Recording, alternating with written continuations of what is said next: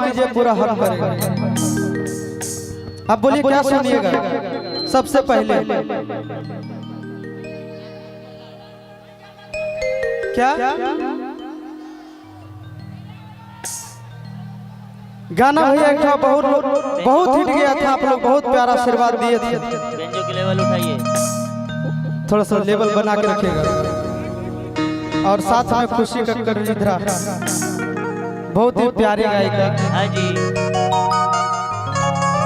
और इन्हीं के साथ में वो गाना हिट हुआ था सबसे पहले कि छोड़ा चुप चुप चुप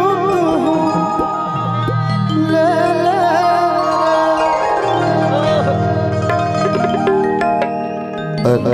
वो गाना भैया हम लोग कोई असली समझ के गाए तो नहीं थे। वो गाने में लोग कह रहे हैं कि लोग चोरी करना गलत बात है, कमी पड़ गया तो मांग लो लोग दे देंगे, लेकिन चोरी नहीं करना। तो वही लोग चोरी कर रहे हैं तो उसमें हम देख लिए, बोले भाई चोरी क्यों, तो बोल रहे दूध तू खा ले लेकिन हल्ला नहीं करने का, ठीक ना। तो हम कहे थे खुशी से खुशी हक देखल लियो चाहिए हम करे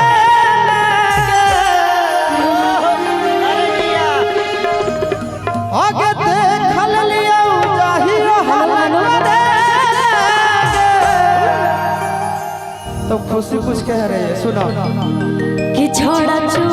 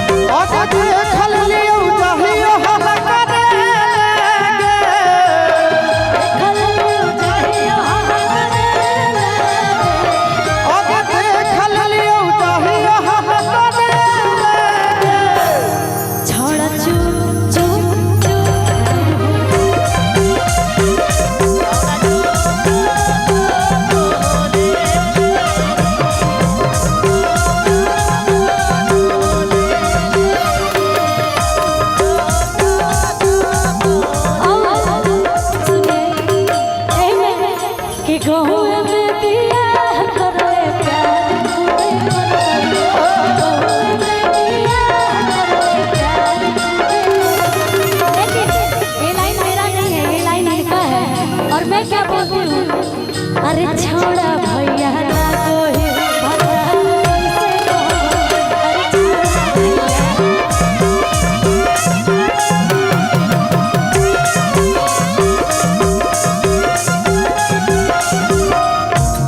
लेकिन आजकल प्यार मोहब्बत करना बिल्कुल ही गुनाह हो गया भाई। और ड्रम वाला कहानी याद है ना सबको, मार के काट के लोग को बोझ को फेंक दिया जा रहा है। लेकिन पहले हम गलती कर दिया, अब नहीं करेंगे।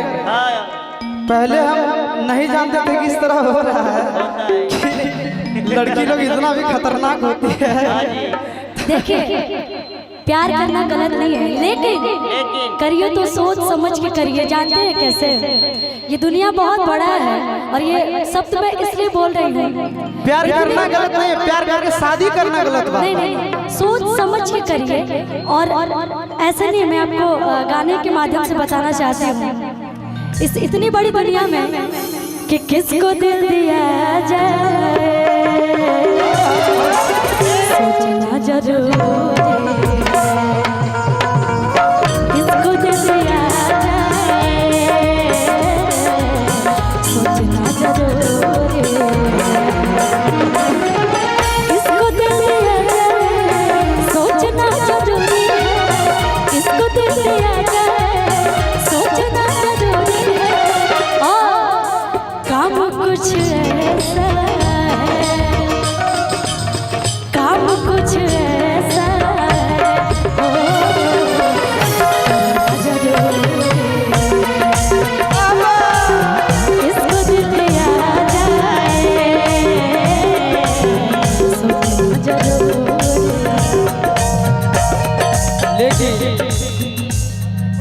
सिचुएशन के अनुसार हम बोले थे कि पहले वाला बात कुछ और था।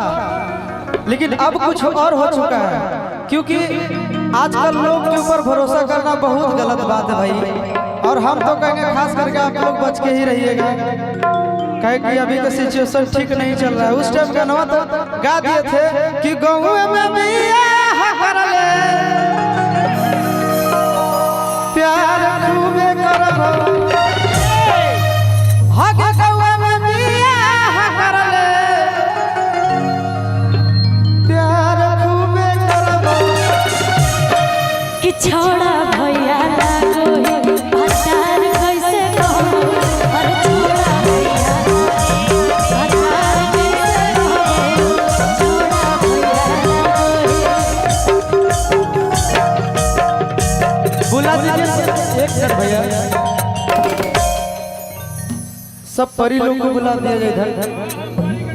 हाँ तब मजा आएगा, ऐसे मजा नहीं है कि नहीं? लेकिन मैं आपको एक लाइन बोलना चाहती हूँ, बोलो। कभी प्यार करके पछताइएगा नहीं। जानते हैं क्यों? कि दिल तो किसी एक को और वो भी किसी नेक को, खुशी और ढूंढो जब तक मिल ना जाए, देते रहो हर एक अब हम नहीं कहेंगे, भाई साहब लोग बताएंगे। हम लोग कभी प्यार करके पछताते नहीं हैं, जो भी करते हैं सीना ठोक के करते हैं, नहीं करना होता तो खुलेआम जवाब देते नहीं, ये हमसे नहीं हो पाएगा। अभी आप ही तो बोल रहे हैं। अभी बता रहे हैं, आज के डेट में आशीष यादव जो इतना सैड सॉन्ग गा रहा है, क्यों गा रहा है भाई? कहीं ना कहीं दुख है, कहीं ना कहीं दर्द है, तब न जाके कह रहे हैं कि गया खहारी हो। क्या बात है? हमारे यार मना तू एक मेरी बात कर लेगे, अरे जिया कि आगे सुना यार भरती पटनावा में आगे मुलाकात कर कि पूरबे पश्चिम होतो तोर सिंदूर दान गे, अमरल रहता उधर उत्तर दक्षिण, जाना तोर धुइया उड़तो आसमान। खुशी लोग बदलते हुए मैंने भी देखा है हाँ जी कि रात भर जागी जागी नदिया किनारा मिलल याद भूली गेले जा। लेकिन आज से पहले मैं आपको इतना दर्द में कभी नहीं देखी थी। जरूर कोई तो बात है। लड़की को एक थप्पड़ भी मार दे तो वो रोने लगेगी, लेकिन लड़का को जब अंदर से अगर दर्द नहीं होगा तो वो रो ही नहीं सकता है। और लड़का जब रोता है तो सबके सामने नहीं है, अकेले कमरे में बंद होकर रोता है हाँ जी, अकेले अकेले। सही बात है, ठीक ना? तो चलो कि रात भर जागी जागी नदिया किनारा हम याद भूली गेले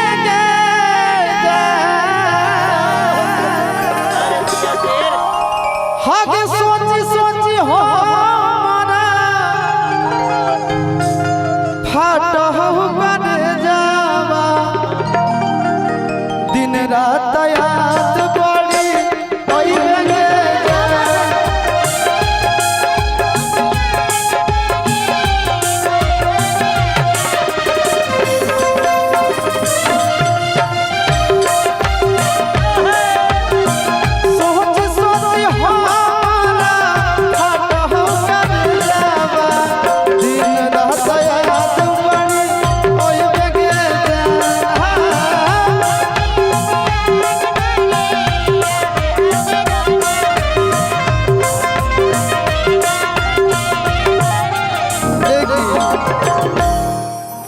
कभी कभी हम भी गाते हैं हाँ जी कि अगर जैसे छोड़े सब छोड़ी और छोड़ा के वैसे छोड़ के देखा कि अगर असल के